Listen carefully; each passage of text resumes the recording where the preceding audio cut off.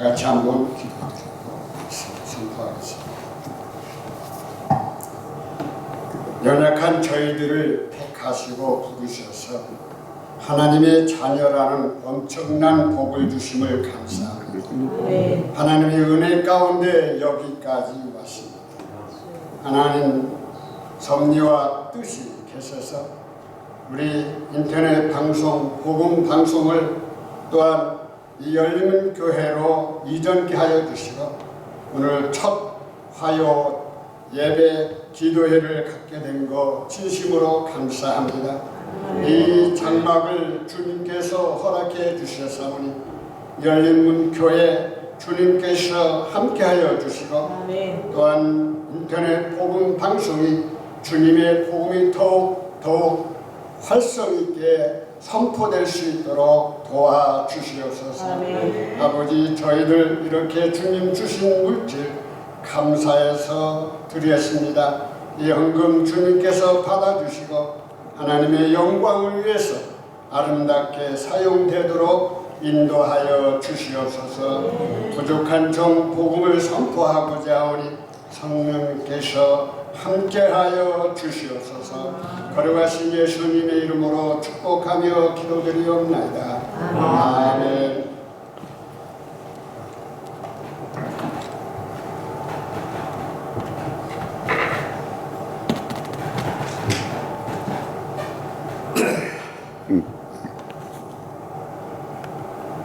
또 이렇게 인터넷 방송, 복음 방송이 열린교회에서 하나님의 은혜 가운데 예배 드리게 되고 너무나 감사합니다.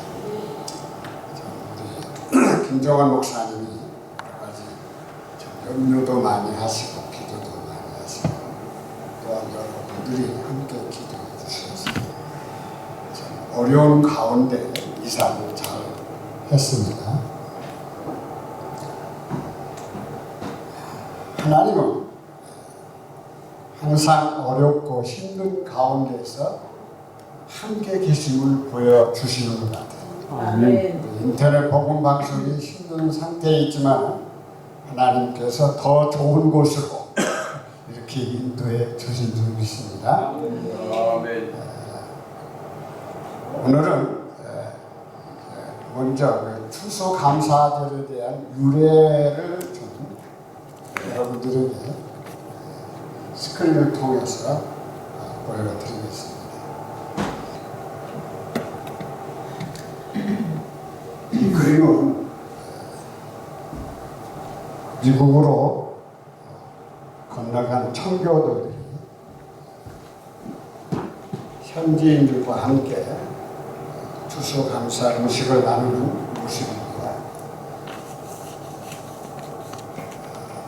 청교도들이 북미로 오게 된 역사적 배경은 영국 헨리 8세와 제임스 1세, 찰스 2세에 이어진 종교 박해였습니다. 잘 보이십니까? 네, 잘 보입니다. 순례자의 조상들이라 불리는 영국 청교도들은 1600년대 초기부터 신앙의 자유를 찾아 대서양을 건너 미 대륙으로 이주하기 시작했습니다. 그 중에서도 102명의 청교도들은 메플라워를 타고 신앙의 자유를 찾아 북미 대륙으로 이주한 것이 직접적인 유래에 해당합니다. 청교도들은 영국 남해안 플리머스 항구에서 1620년 8월 5일 지금 달력으로 8월 15일 스피드웨이 대륙과 메이플라워를 타고 대륙을 향해 항해를 시작했습니다. 그러나 초반에 배가 고장나서 물이 새 다시 귀환을 했습니다. 한 달 후인 1620년 9월 6일 결국 메이플라워만 25명의 선원과 102명의 청교도들이 승선하여 미국 동해 대서양 중부지방 버지니아를 목적지로 삼고 재차 출발을 했습니다. 남자 78명과 여자 23명 등 전체 102명이 출발했으나 항해 도중 한 명이 사망을 하고 한 명이 탐생을 했습니다. 그들은 그해 11월 11일 버지니아 대신 미국 동북부 매사추세츠 케이퍼 카드 해안가에 도착했고 그곳에서 5일간 주위를 탑사한 후 11월 16일 현재의 플리머스에 정착을 했습니다. 63일간 3,400마일의 멀고도 긴 그리고 위험한 항해 끝에 닻을 내렸던 것입니다. 그들은 영국을 떠날 때 항구 이름을 따라 그곳을 플리머스가 명명을 했습니다. 미국 동해안은 항상 북서풍이 불기 때문에 남쪽 버지니아로 가려던 배는 북쪽 매사추세츠로 도달했고 그들은 토요일에 도착했지만 주의를 지키기 위해 길고도 지루하고도 위험한 항해를 거쳤음에도 주의를 배 안에서 보냈습니다. 그들은 항해 동안 어떻게 보내는가 찬송을 많이 불렀습니다. 그들은 후일 이렇게 고백을 했습니다. 우리는 대부분 시편을 찬송으로 불렀습니다. 주일은 모두가 찬송만 불렀습니다. 그리고 기도를 많이 했습니다. 청교도 개척자들은 무사히 신대륙에 도착했지만 더 어려운 난관에 부딪혔습니다. 11월 중순 도착한 그들은 강풍과 눈보라치는 혹독한 추위, 질병과 식량 부족, 원주민들의 냉대, 들짐승들의 위험, 거할 집 하나 없는 절박한 상황이었습니다. 결국 그해 1620년에서 1621년 사이에 겨울 2월, 3월 3개월 동안 2개월부터 한 3개월 동안 102명 중 절반 이상이 세상을 떠났습니다. 특히 1월, 2월의 혹독한 겨울에는 하루에 2, 3명씩 죽어 나갔습니다. 생존자는 50명뿐이었고 그들 중 다수도 지치고 건강이 쇠약해져서 질병으로 신음을 했습니다. 이러한 가운데 6, 7명의 건장한 사람들이 땔감을 마련하고 침실을 만들고 병자들을 가루하며 병자들과 노약자들의 옷을 빨아입히고 칠면조와 사슴 등을 사냥하여 고기를 조달하는 등 자발적으로 헌신을 했습니다. 따스한 봄날이 찾아오자 생존한 청교도들은 땅을 개간하고 씨를 뿌리고 가꾸어 그의 가을 기대 이상의 추수를 하게 되었습니다. 그들은 하나님 앞에 눈물로 감사했습니다. 결국 청교도들은 북아메리카로 건너온 다음 그해 1621년 가을 하나님께 첫 추수 감사절 예배를 드렸습니다. 추수한 첫 곡식들과 채소들 중 최고 우량품들을 처음 익은 열매로 하나님께 드렸습니다. 그들은 기도 중 우리는 대서양을 건너와 여러 친구들을 잃었습니다. 그러나 하나님은 우리에게 기대했던 것보다 더 많은 것을 주셨습니다. 하나님의 은혜에 감사하며 하나님께 첫 열매를 드리나이다 라고 기도했습니다. 청교도들은 감사하는 마음으로 첫 추수 감사절 예배를 드렸습니다. 첫날인 주일에는 종일 하나님께 기도드리고 찬송 부르고 말씀 받아 묵상했습니다. 둘째 날에는 칠명조 요리, 감자, 옥수수 요리 등을 만들어 서로 나눠 먹고 셋째 날에는 인디언 추장, 마사소이트 등을 초대해서 음식을 나눠 먹으면서 친교를 했습니다. 90명의 원주민 인디언들은 칠면조 구운 요리와 호박 파이를 가져와 같이 친교를 나눴습니다. 그것이 유래가 되어 추수감사제에는 칠면조 고기와 호박 파이를 먹게 되었다고 합니다. 청교도들은 통나무들을 잘라 먼저 교회를 짓고 학교를 지은 다음에 자신들의 집을 지었습니다. 그들이야말로 북아메리카의 개척자들이요 믿음의 선조들이었습니다. 그들은 철저한 주일 성수를 했고 11조 경건 생활을 했습니다. 1623년 정착지 플리머스 체리 행정관 윌리엄 브래드 포드는 추수감사제를 공식 선언했고 1789년 미국 초대 대통령 조지 워싱턴은 이날을 국가 기념일로 선포했습니다.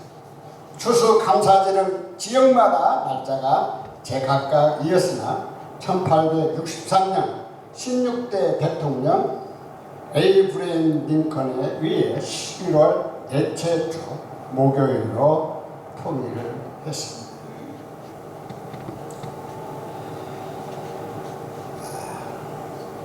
미국이 어떻게 이렇게 강대국이 되었는가, 여러분들이 좀 깊이 생각을 해봐야 됩니다. 그들이 많은 것을 가지고 이 나라를 시작하지 않았습니다. 작은 것 가지고 먼저 하나님 앞에 감사를 드렸다는 것. 그것으로 인해서 오늘날 미국은 최대의 강대국이 되었어요. 복음을 선포하는 선교사들을 많이 파송을 했고 또 가난하고 힘든 나라마다 많이 도와주고 이 나라는 이와 같이 주는 나라가 되었던 것입니다. 지금은 많이 달라졌지만 이렇게 하나님께서 엄청난 복을 그 감사함으로 말미암아 이 나라가 부강한 나라가 되었다는 것입니다. 할렐루야. 오늘 여러분들에게 말씀을 선포할 본문의 말씀은 요한복음 6장 5절로 15절에 있는 말씀입니다. 제목은 예수님은 적은 것을 가지고도 감사하셨습니다. 우리 다 같이 한번 읽을까요? 시작. 예수님은 적은 것을 가지고도 감사하십니다. 내가 세상을 살아가다 보면 많은 것을 요구하지 적은 것을 요구하지 않습니다. 적은 것을 소유할 때 거기에서 감사가 나오지 않아요. 더 많이 달라고 요구를 하죠. 그래서 많이 달라고 해서 많은 것을 얻을 때 대박 터지구나 이렇게 감사하게 되는 것이죠. 제가 오늘 설교는 이렇게 본문을 이렇게 통해서 좀 먼저 말씀드리고 그 다음에 또 거기에 대한 해석을 좀 하겠습니다. 5절로 9절에 있는 말씀은 예수님은 미리 아시고 빌립을 시험하십니다. 예수님이 뭘 미리 아시고 계세요? 앞으로 예수님이 해야 할 일을 알고 계십니다. 그런데 빌립을 향해서 시험을, 테스트를 한다는 거죠. 자, 본문을 우리가 한번 읽겠습니다. 제가 그냥 읽겠습니다. 여러분들 같이 읽으면 머리에 잘 안 들어와요. 제가 읽을 때 들으시길 바랍니다. 개역 개정 4판인데 예수께서 눈을 들어 큰 무리가 자기에게로 오는 것을 보시고 빌립에게 이르되 우리가 어디서 떡을 사서 이 사람들을 먹이겠느냐 하시니 흥정역 킹제임스 성경은 예수님께서 눈을 들어 큰 무리가 자기에게 오는 것을 보시고 빌립에게 이르시되 우리가 어디서 빵을 사서 이들을 먹이겠느냐 하시니 예수께서 눈을 들어 눈을 들어서 큰 무리가 자기에게로 모여드는 것을 보시고 빌립에게 말씀하셨다. 우리가 어디서 땅을 사다가 이 사람들을 먹이겠느냐. 우리말 성경 예수께서 눈을 들어 많은 사람이 자기에게로 몰려오는 것을 보시고 빌립에게 말씀하셨습니다. 우리가 어디서 땅을 사서 이 사람들을 먹이겠느냐. 여기 이제 그리스 헬라어 말이죠. 그리스어 말은 이제 공인 본문이라고 그러죠. TR 공인 본문인데 이게 이제 빵에 대해서 가르쳐 줄까? 아르투스 빵들 그 복수인데 떡이 아닙니다. 떡이 아닙니다. 근데 개역 개정에는 떡이라고 했습니다. 예수님이 떡 가지고 기도하셨어요? 인절미 가지고 기도했습니까? 시루떡 가지고 했습니까? 무지개떡 가지고 했습니까? 아니에요. 빵을 가지고 있어요. 빵은 이스라엘 나라의 주식이에요. 주식. 더 읽겠습니다. 이렇게 말씀하시면 친히 어떻게 하실지를 아시고 빌립을 시험하고자 하십니다. 그분께서 이렇게 말씀하신 것은 친히 행하실 것을 아셨으므로 그를 시험하고자 하십니다. 예수께서는 빌립을 시험해 보시고자 이렇게 말씀하신 것이었다. 예수께서는 자기가 하신 일을 잘 알고 계셨던 것이다. 예수께서는 빌립이 어떻게 하나 보시려고 이렇게 질문하신 것일 뿐 사실 자기가 하실 일을 미리 알고 계셨습니다. 여기 페이라존이라는 말은 시험을 한다는 거예요. 예수님께서 누구를 시험하여? 빌립을 시험한다는 것입니다. 실제로 보면 빌립이 대답하되 각 사람으로 조금씩 받게 할지라도 200데나리온의 떡이 부족하니이다. 이제 개역 개정에는 뭐라고요? 이 떡이 부족하다 그랬어요. 부족하다. 흥전을 쓰니 빌립이 그분께 대답하되 그들이 각각 조금씩 받을지라 나도 200데나리온어치의 빵이 그들에게 충분치 아니하리라 하며 세 번째 빌립이 예수께 이르되 대답하였다. 이 사람들에게 모두 조금씩이라도 먹게 하려고 빵 200데나리온치를 가지고서도 충분하지 못합니다. 한 데나리온은 노동자의 하루 품삯입니다. 이 세 번역 표준 성경에는 가끔 이렇게 번역 그러니까 텍스트를 이렇게 인용을 좀 하고 있습니다. 우리말 성경에는 빌립이 예수께 대답했습니다. 한 사람당 조금씩만 먹는다고 해도 200데나리온어치의 빵으로 모자랄 것입니다. 헬라어 말은 바로 다이코시온이라는 200이라는 말이고 데나리온 복수가 들어가요. 왜 그러냐면 200이 복수가 들어가는 거죠.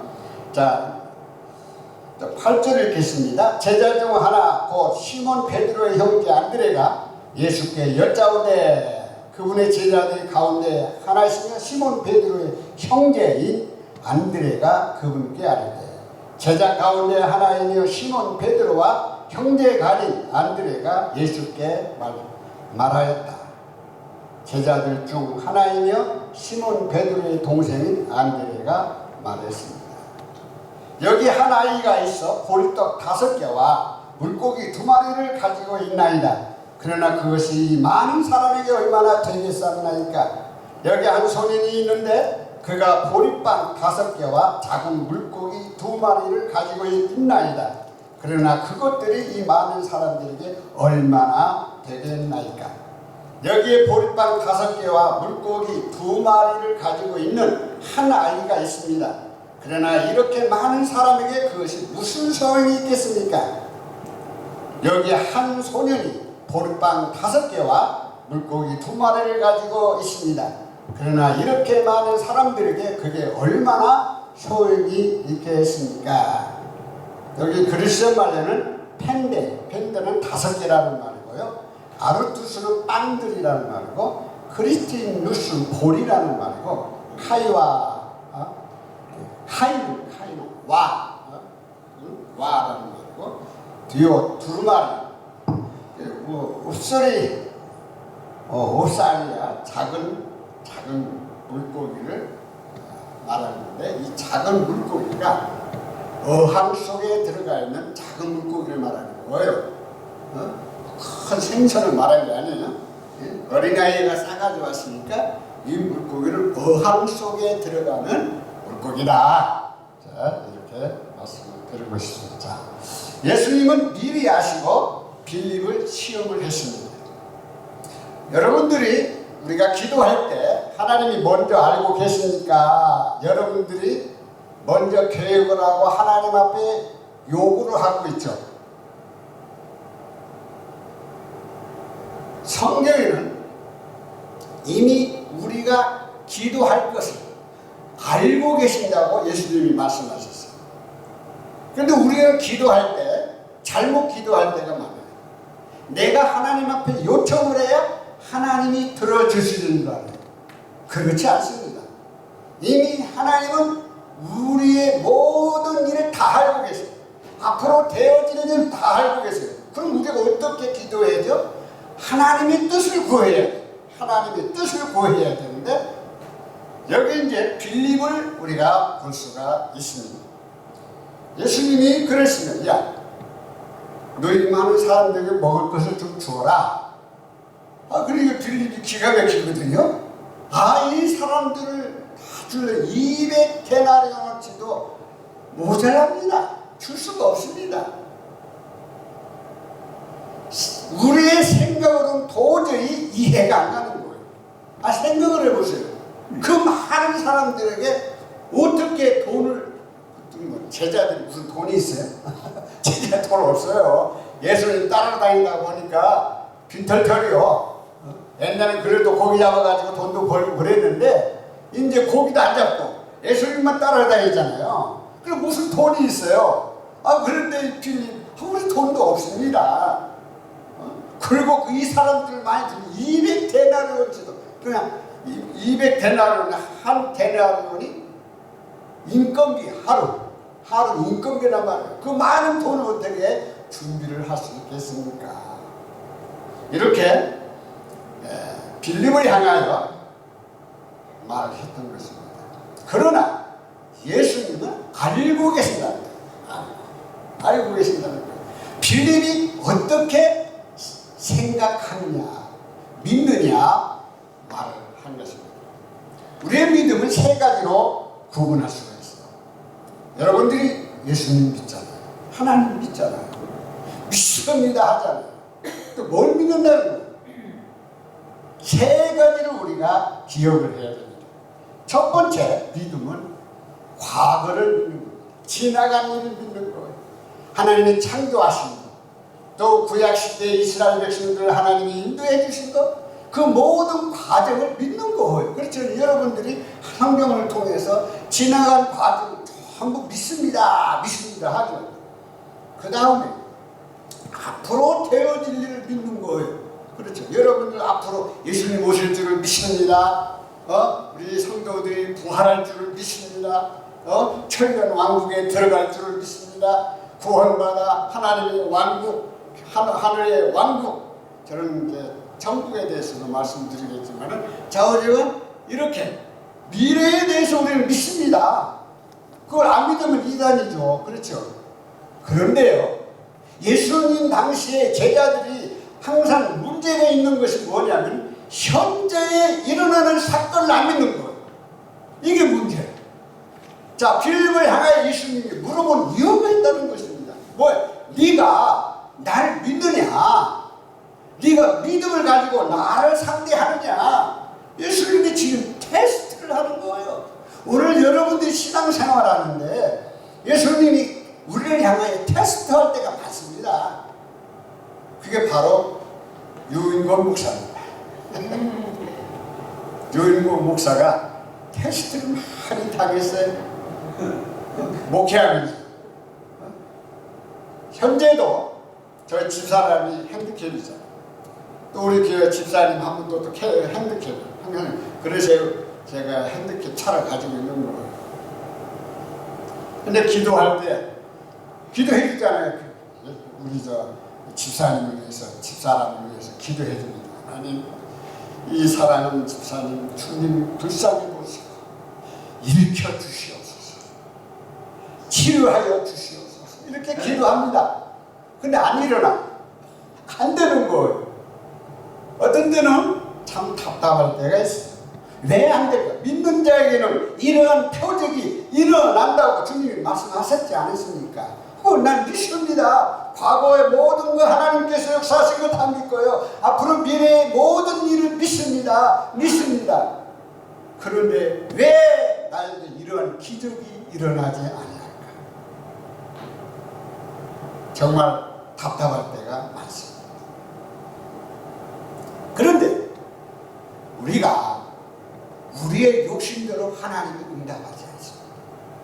하나님 뜻 가운데서 응답한다는 거예요. 하나님 뜻 가운데서 응답하시지 유인공 목사 뜻대로 응답하지 않습니다.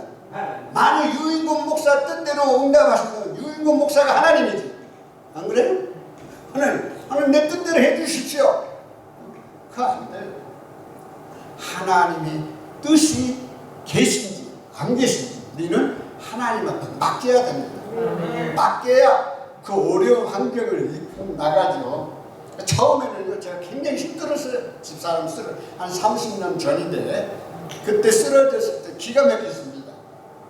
뭐 다른 쪽으로 가는데 좌우지는 우리가 하나님의 뜻을 내가 다 안다고요. 모릅니다. 단 하나님의 뜻을 우리에게 알려주기를 원하는 거예요. 기도하는 거예요. 하나님의 뜻을 알기 위해서 기도하는 것이지. 내가 하나님의 모든 것을 주관하기 위해서 하나님 이렇게 해주면 믿습니다. 구하는 자에게 주실 것이라, 두드리는 자에게 열려줄 것이다, 찾는 자에게 얻을 것이다. 우리 마음대로 다 구하고 다 그러면 하나님 다 주시면 이 세상이 어떻게 될까요? 생각해보세요. 보통 문제가 아니죠.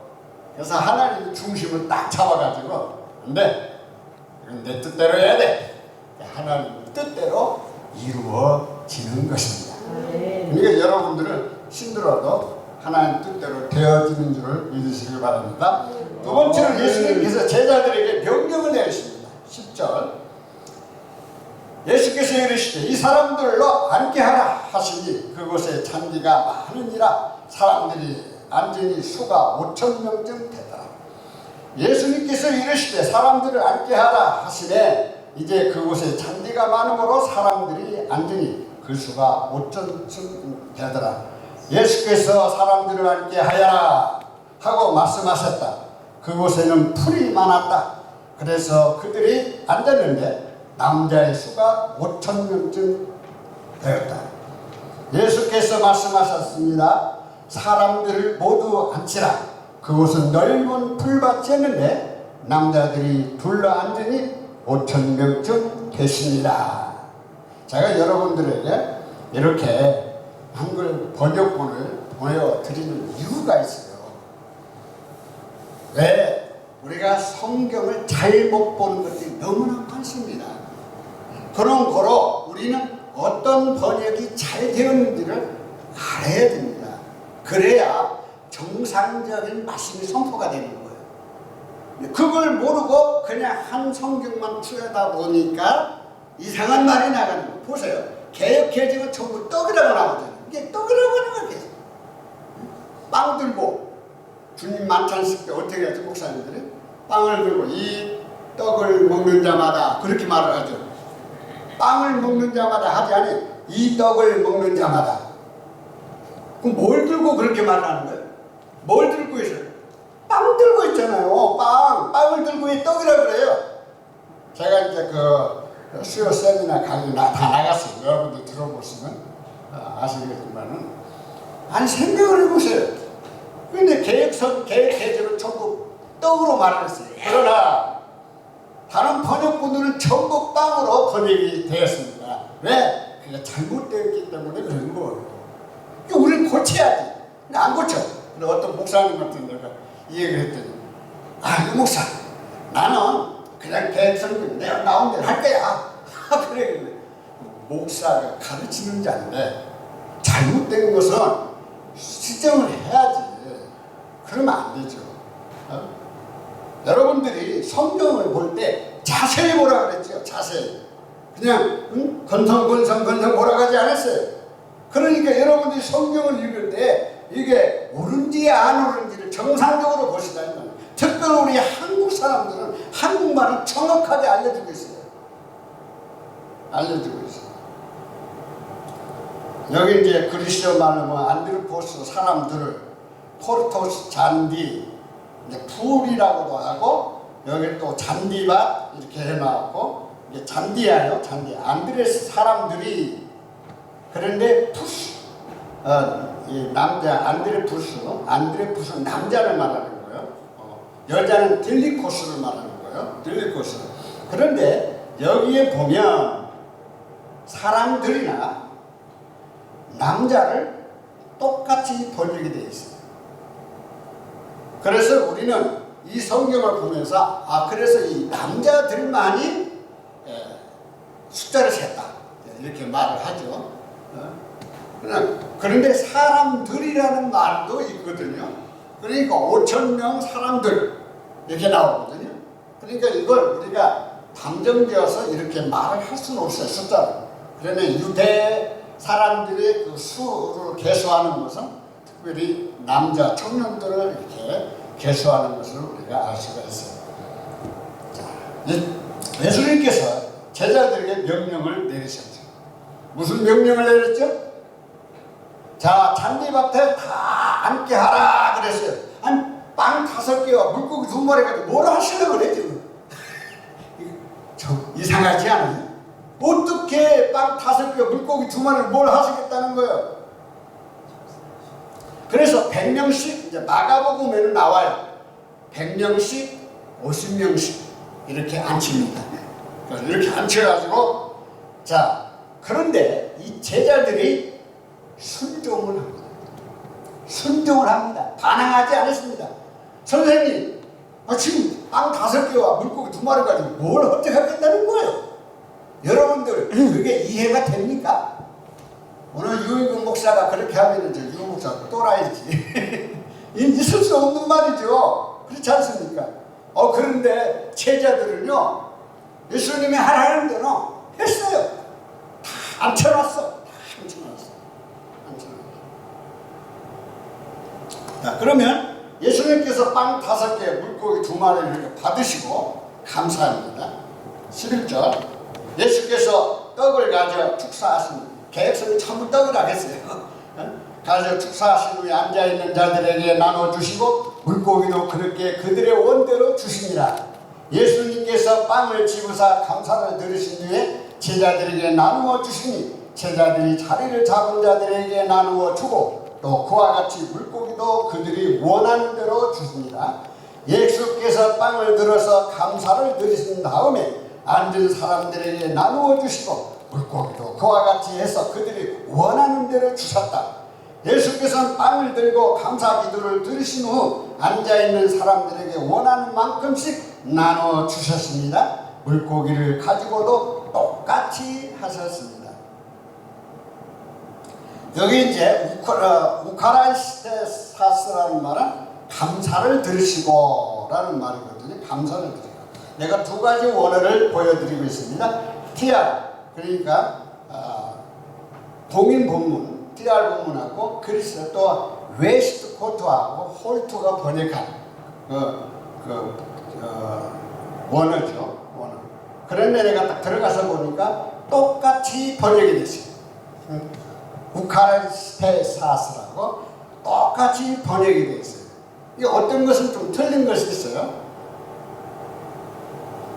자, 예수님께서 빵 5개, 물고기 2마리를 받으시고 감사하셨어요.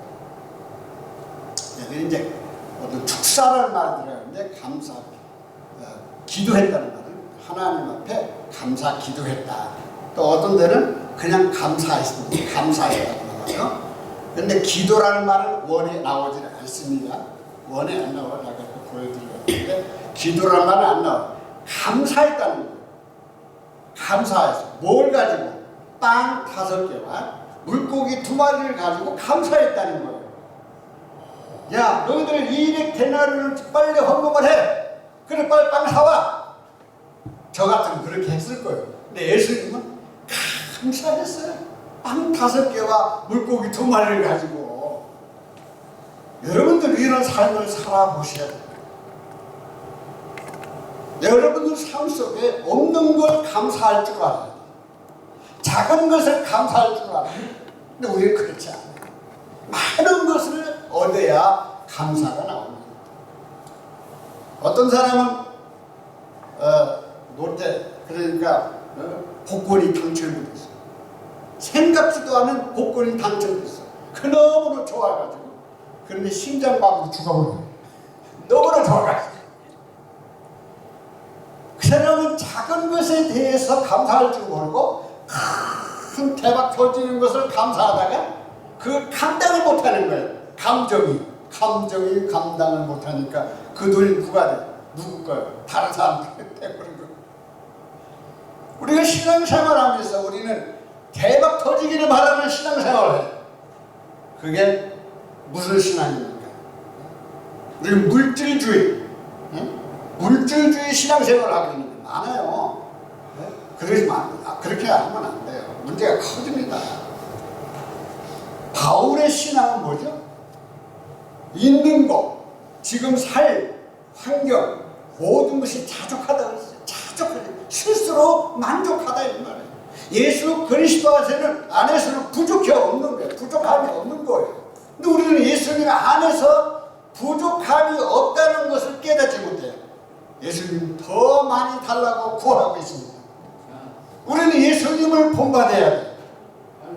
예수님 빵 5개와 물고기 2마리로 감사했어요. 그 어린아이 줬어요. 얼마나 예수님이 요즘 같은 비디오를 찍어놨으면 보여줄 수 있는데 못 찍었죠.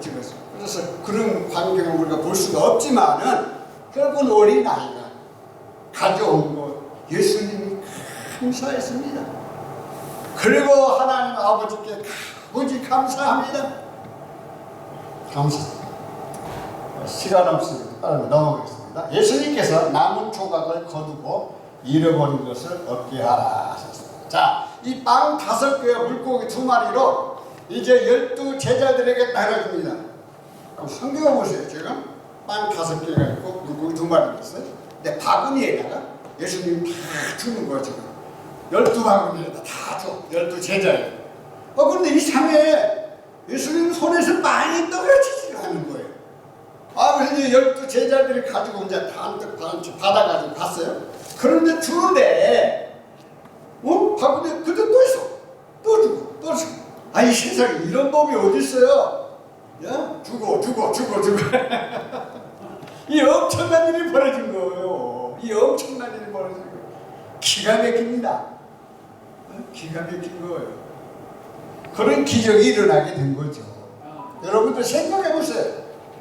여러분들 손에 돈이 있어요. 지금 100불이 있어. 100불이 다른 사람 줬어. 근데 또 100불 주고 또 줬어. 100불이 계속 그려봐요. 그런 장사가 어디 있어요? 완전히 예수님은 엄청난 일을 벌였습니다. 아멘. 그런데 그 많은 것으로 그렇게 하지 않고 작은 것으로 했다는 거예요. 적은 것으로. 여러분들 신앙생활하면서 적은 것에 대한 것을 업신여기지 마세요. 무시하지 마세요.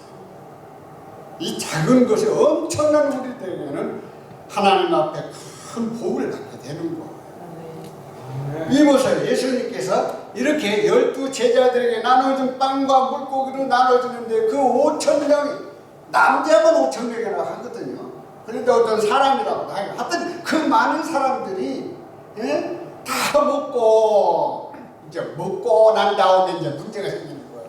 먹고 난 다음에 자, 예수님께서 남은 조각을 거두고 잃어버린 것을 얻게 하라 이렇게 명령을 하시죠. 12절 13절 그들이 배부른 후에 예수께서 제자들에게 이르시되 남은 조각을 거두고 버리는 것이 얻게 하라 하시므로 그들이 배부른 뒤에 그분께서 자기 제자들에게 이르시되 남아있는 조각들을 거두어 잃어버리는 것이 없게 하라 하시므로 그들이 배불리 먹은 뒤에 예수께서 제자들에게 이렇게 말씀하셨다. 남은 부스러기를 다 모으고 조금도 버리지 말아라.